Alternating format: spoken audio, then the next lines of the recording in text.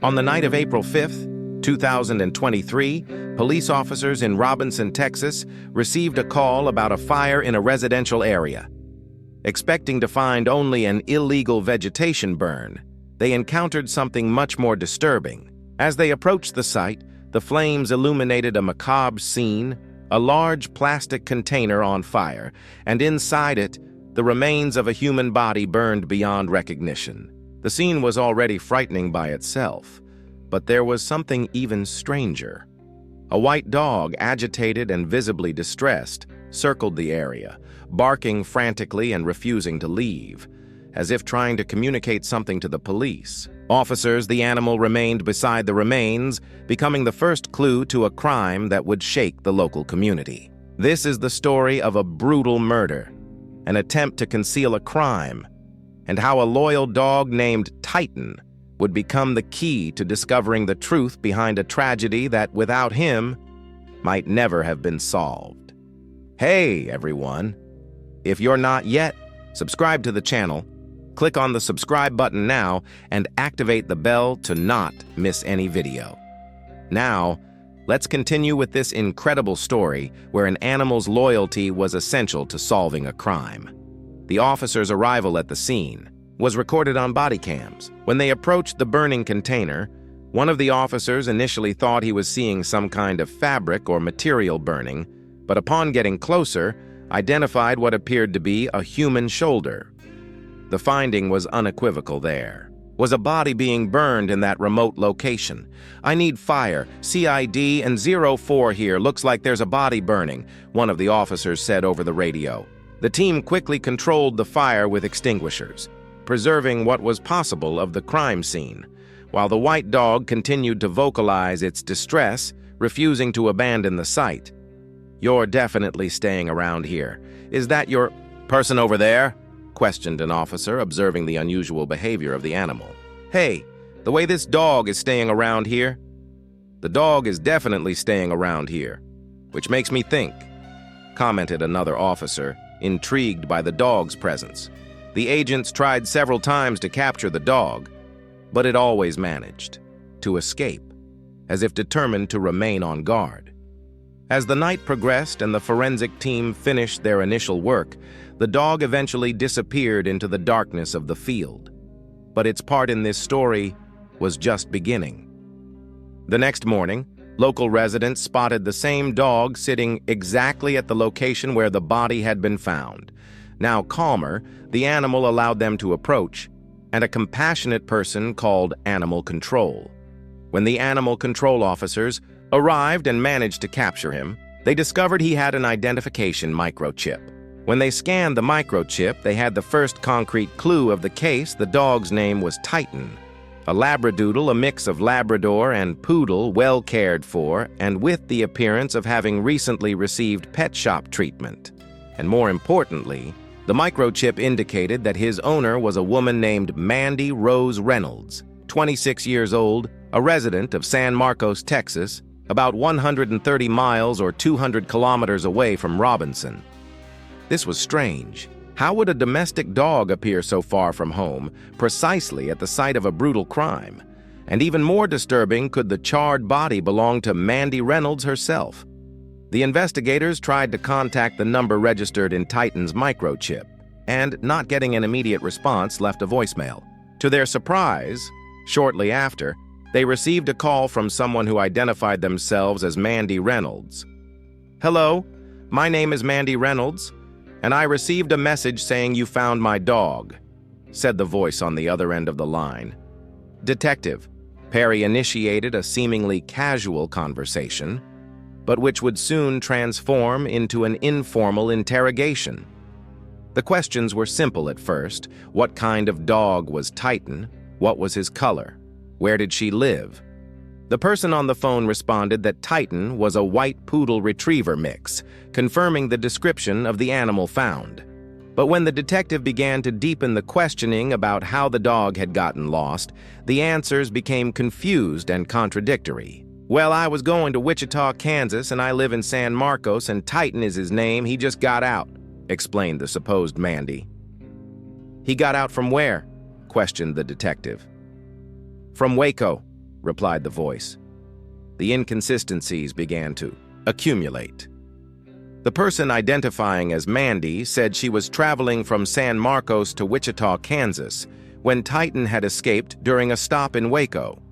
However, the dog was found in Robinson, which is not on the direct route between these cities. How would a small dog have traveled so many miles alone to arrive exactly where a body was being burned? The detective continued, asking details about the trip, the vehicle, and with whom Mandy would be traveling. The answers became increasingly evasive and inconsistent.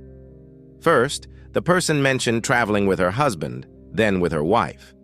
She said they were going to Wichita so Titan could visit his sick grandmother, but then claimed that her husband was already in Wichita. When questioned about the type of car she was driving, she vaguely replied that it was a gold Toyota Camry, but couldn't specify the year or model. The imprecision in the responses and the growing frustration of the person on the phone made it clear to the detective that something was very wrong. "Detective, I hate to interrupt you, but, I'm actually at work and I just want my dog," said the voice, clearly trying to end the interrogation. The detective, sensing he was dealing with a potentially serious situation, let the conversation end, but called back about an hour later. This time, he was straight to the point. "We found your dog in a field, okay?" In the field, there was a crime scene of a dead person, revealed the detective. "That's why I was asking some questions to verify how the dog got there, what's going on." The reaction of the person identifying as Mandy was one of feigned surprise. "Oh my God, I can't even imagine what he went through, and now there's a dead person. My God." When the detective continued to press for details, noting that the phone number was registered in someone else's name, the supposed Mandy became defensive. "You're treating me like a criminal. Don't call me back." That's when the detective revealed, "Well, Titan is in police custody. You won't be able to get him out." This provoked an immediate response. "Titan is in police custody? Well, then I'll have my lawyer call you." The call ended, and the investigators' suspicions intensified. They immediately contacted the San Marcos police, requesting a welfare check at Mandy Reynolds' address. What they found was alarming. The apartment was completely empty, as if someone had moved out in a hurry. There was no sign of Mandy or her possessions, and her black Honda Accord had also disappeared. At this moment, two possibilities emerged. Either Mandy Reynolds was responsible for the burned body and had fled, or she herself was the victim and the person on the phone was impersonating her. Investigators issued an alert to locate Mandy's Honda Accord, and on April 8, 2023, just 3 days after the discovery of the body, the vehicle was spotted in Wichita, Kansas. When a police car tried to approach the car, the driver initiated a high-speed chase that lasted about 30 minutes, reaching more than 100 kilometers per hour. The pursuit ended in a supermarket parking lot, where the driver collided with another vehicle and fled on foot into the store. After evacuating the establishment and conducting a thorough search, the police found a man hiding in the canned goods section.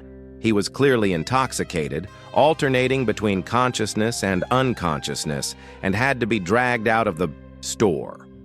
The man was identified as Derek Joseph Dagno, 27 years old, not the husband or wife mentioned in the phone call, but Mandy Reynolds' cousin.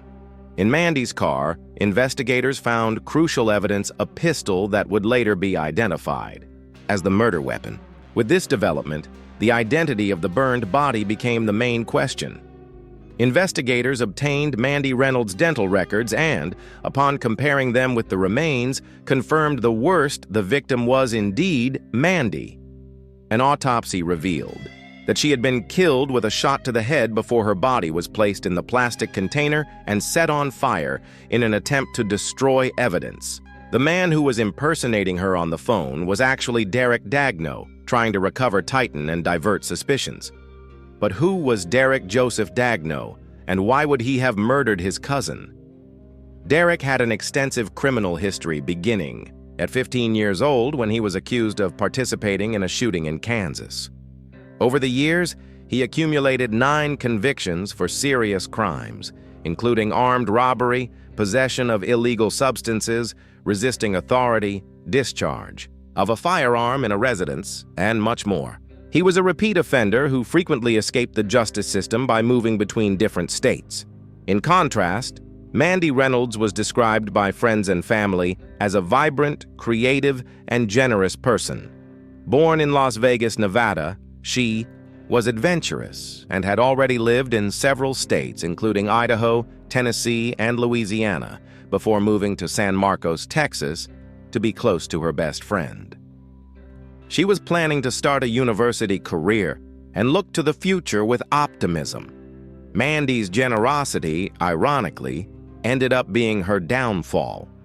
When Derek claimed to want to restart his life and leave his criminal past behind, Mandy offered help, allowing him to temporarily stay in her apartment.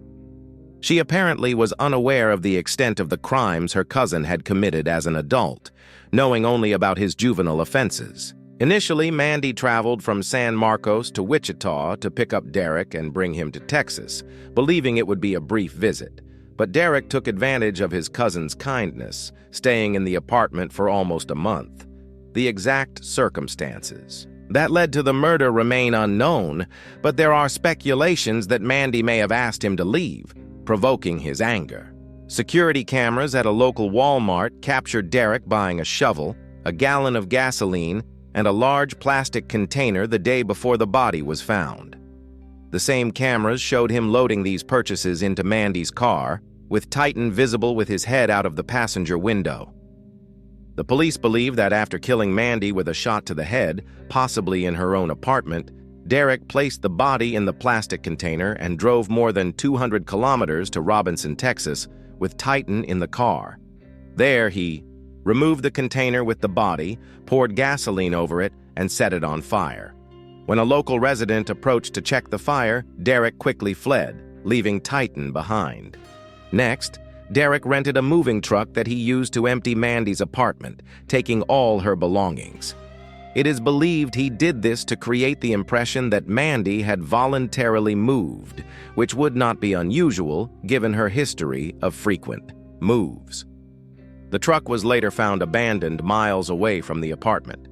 His plan could have worked perfectly if it weren't for a factor he couldn't control: Titan's unwavering loyalty. The dog, instead of running away or wandering the field as Derek probably expected, remained faithfully beside his owner's remains, leading the police directly to the victim's identity. After his arrest on April 8, 2023, Derek Dagno was charged with multiple crimes, including contempt of authority, escape, violation of parole, illegal possession of a weapon, and, of course, the murder of Mandy Rose Reynolds. The evidence against him was overwhelming cell tower records that located his phone traveling from San Marcos to Robinson on the day of the crime, surveillance cameras that captured him buying the items used in the crime, and driving Mandy's car near the scene, the murder weapon found in his possession, and his spectacular escape from the police. During the trial, held in November 2024, more than a year after the crime, the jury was presented with Derek's extensive criminal history and heard emotional testimonies from Mandy's family.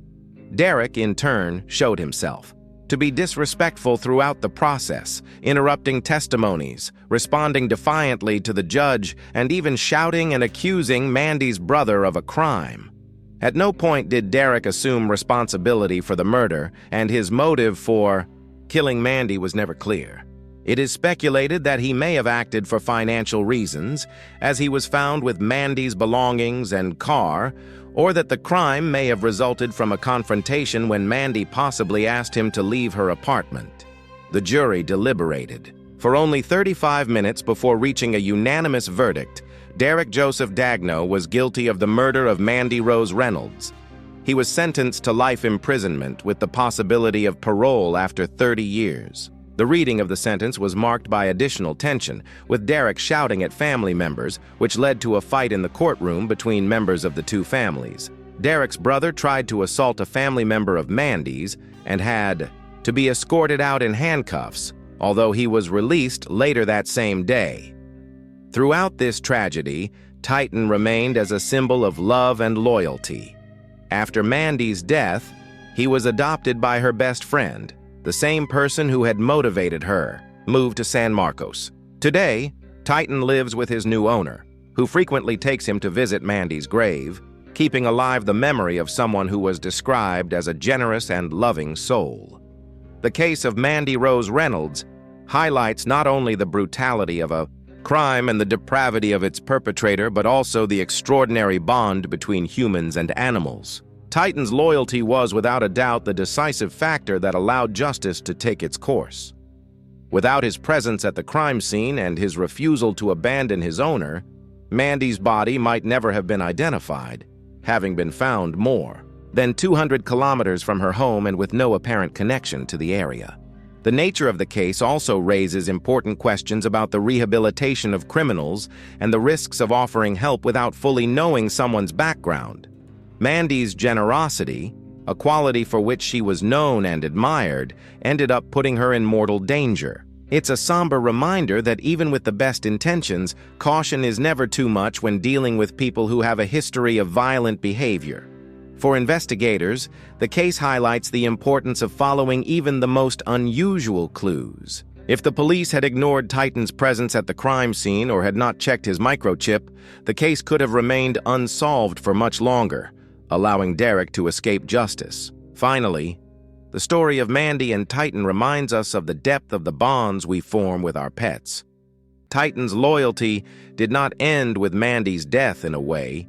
He continued to protect her even after she was gone, ensuring that her murderer was brought to justice. It's a moving testimony to the unconditional love that our animal companions offer us. In a twist of fate, it was Derek's final act abandoning Titan at the crime scene that sealed his own end. The dog he left behind, hoping he would disappear into the vastness of the field, ended up being the reason why he will now spend the rest of his life behind bars. As we reflect on this case, it's impossible not to marvel at the incredible chain of events that led to the capture of Derek Dagno. If he had taken Titan with him when fleeing, if Titan's microchip hadn't been updated, if the dog had wandered away from the crime scene, any of these circumstances could have resulted in a very different outcome. But the unwavering loyalty of a dog ensured that his owner would not be forgotten and that justice would be done. In the last months preceding her death, Mandy Reynolds was full of hope for the future. She had moved to be close to her best friend, was considering starting college, and, according to her family, had much to live for. Her life was tragically interrupted by someone she trusted, someone to whom she had extended her hand to help. Mandy's mother, Colin Farrell, described her daughter as loving, determined, and passionate about animals, especially Titan. This description resonates deeply when we consider the role that Titan played after her death. In a way, the love that Mandy dedicated to Titan returned to protect her when she needed it most. Derek Joseph Dagno, in turn, represents a failure in the criminal justice system. With 9 previous convictions for serious crimes, including violent incidents, he repeatedly managed to avoid significant consequences by moving between different states. This case raises questions about how our system deals with repeat offenders and how information about criminal histories is shared between jurisdictions. Currently, Derek is serving his sentence in a correctional facility in Texas.